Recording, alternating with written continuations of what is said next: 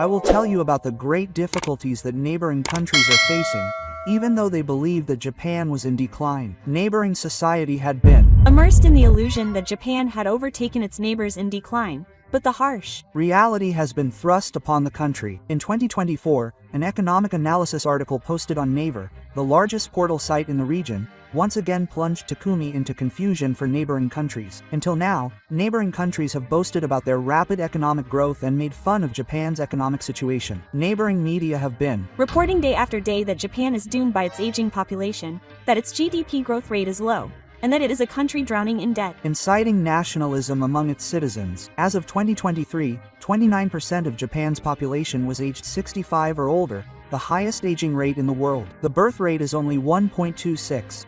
Furthermore, the GDP growth rate from 1990 to 2020 was a low 0.9% for cities. And when it comes to domestic debt, which exceeds 250% of GDP, at 1,200 trillion yen, these figures perfectly match the image of Japan in decline portrayed by the media in neighboring countries. However, the reality presented by the Naver article instantly shattered that complete illusion, revealing another side of Japan that neighboring countries were completely unaware of: the profitability of Japan's overseas investments, which Japan has come to realize. According to data from the Japanese Ministry of Finance cited in the article, Japan was the world's largest holder of U.S. assets as of 2023, with the amount standing at 1.1165 trillion yen, and Japan receives stable profits every year from U.S. assets, which are considered the world's safest assets. This was a highly credible and humiliating image of Japan for its neighbors, who earn money without working.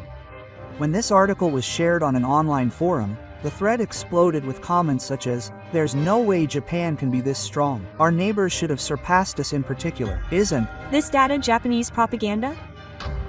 While our neighbors were working hard, the Japanese were sitting back and making money, and the comments were filled with anger, confusion, and despair.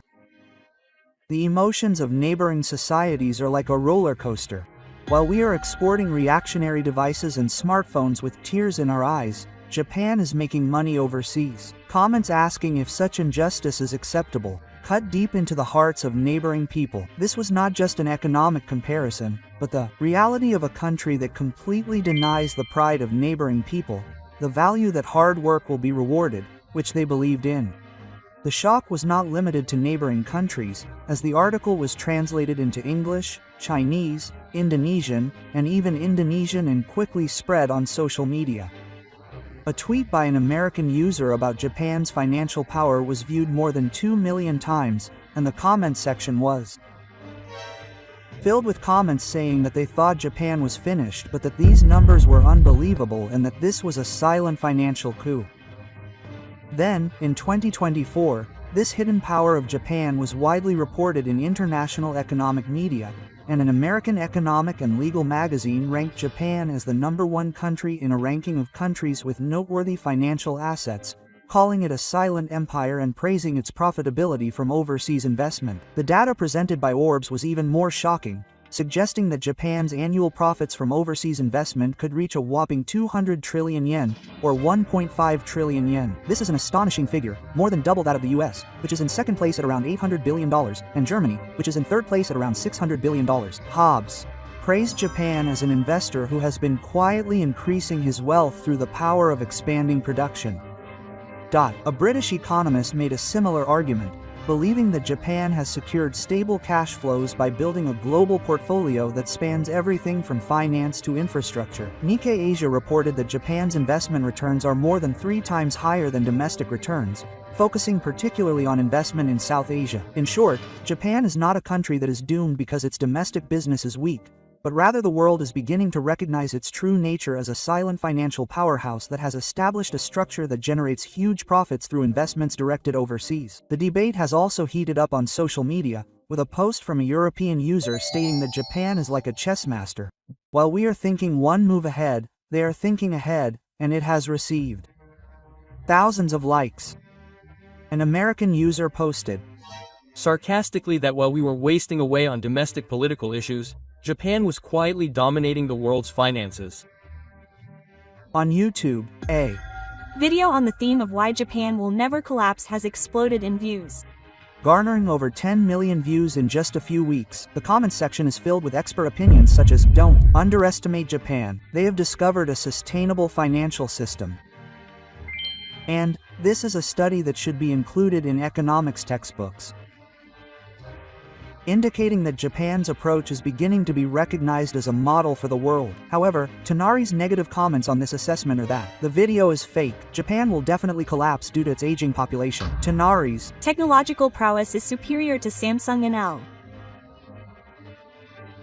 However, Tonari's emotional rebuttal is nothing more than a hollow cry in the context of the larger global trend of re-evaluating Japan based on objective data. It is Japan's financial power that has driven its neighbors into despair and astonished the world.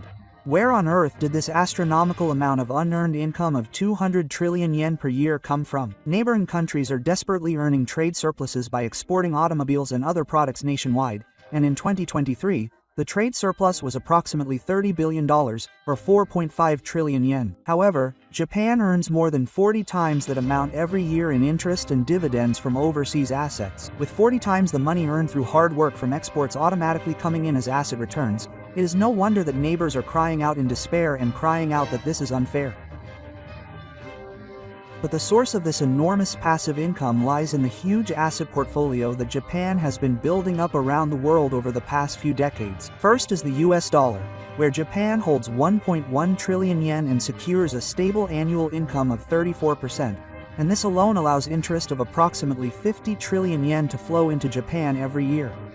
Japan also invests widely in corporate stocks, such as TSMC, the world's largest manufacturer of automobiles.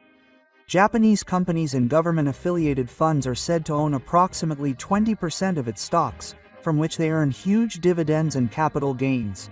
Even if they are not making reactionary products, they can still siphon off profits just by owning shares, which is nothing short of humiliating to neighboring countries. Furthermore, they are deeply involved in infrastructure investment in rapidly growing Southeast Asian infrastructure, such as highways in Vietnam and power plants in Indonesia, securing long-term returns. A typical example is Mitsubishi Motors, which built a huge factory in Vietnam, created more than 10,000 jobs, and has become the core of the country's automobile industry, sending billions of dollars in profits to Japan every year. The Japan International Cooperation Agency's ODA support for infrastructure development such as the North-South Expressway in Vietnam is not just aid. The development of infrastructure will lead to growth in the Vietnamese economy, which in turn will increase profits for Japanese companies. It is a long-term strategic investment that ultimately benefits Japan's national interests. It is well known that the SoftBank Group has invested in global telecommunications companies such as Uber and Liberia, and has generated billions of dollars in profits every year. One thing we must not forget is the GPIF, Government Pension Investment Fund, the world's largest pension fund, which has over 200 trillion yen in assets under management and invests its funds in stocks and bonds around the world, quietly but surely increasing the people's pensions. The people's money becomes the investment power of the nation. Even more frightening is the power of welfare, which establishes a snowball cycle in which profits earned in Japan are not immediately consumed but are reinvested overseas, generating more profits. This is the power of welfare that Einstein called the greatest invention of mankind, and Japan's overseas assets currently stand at 533 trillion yen. If this were to be circulated at just 3% per year, it would double to over 6 trillion yen in just over 20 years. This system is fundamentally different from the economic model of our neighboring country, which is constantly exposed to fierce international competition and must continue to manufacture and sell products. Our neighboring country has a model like a bicycle that stops if you don't keep working, but Japan has a model like a windmill where assets keep turning on their own. For example, while our neighboring country is competing to dispatch reactionaries at Samsung, Japan is investing in its entire supply chain, owning shares in the Dutch company ASML and siphoning off profits through manufacturing equipment. This is not a direct battlefield, but a high-level strategy to control the entire country by controlling the terrain and infrastructure, and there is no way our neighbor can win. Our neighbors are confronted with these overwhelming numbers and mechanisms, and they tell us that these numbers are lies. They are. Sinking beyond anger and jealousy into quiet despair, wondering what all the desperate work they have done was for. What they are confronted with is not a mere difference in money, but the disparity between our neighboring country's labor-based export-dependent economy and Japan's economic model supported by passive income produced by assets, a gap that cannot be filled even with money. The stupidity and audacity of our neighboring government to date have led to this desperate situation. Our neighboring country has been caught up in short-term political gains and half-hearted feelings, and has mistakenly recognized the true strength of the nation, and has only provided its citizens with information that is convenient for them. They have made their citizens turn a blind eye to reality, but the cold, hard numbers of reality shatter any propaganda. Will Tonari Goku be able to overcome this despair and grow into a true nation? Or will they themselves become the laughing stock of the world, just as they once made fun of Japan? That choice is up to them to decide. And Japan is quietly but surely expanding its reign of silence. My thoughts on the channel are that Tonari Goku always compares everything to Japan, but doing so will only make them feel empty. Let's stop trying to compete with Japan. I love Japan. If you like, please let me know your thoughts. Thank you for watching until the end. See you in the next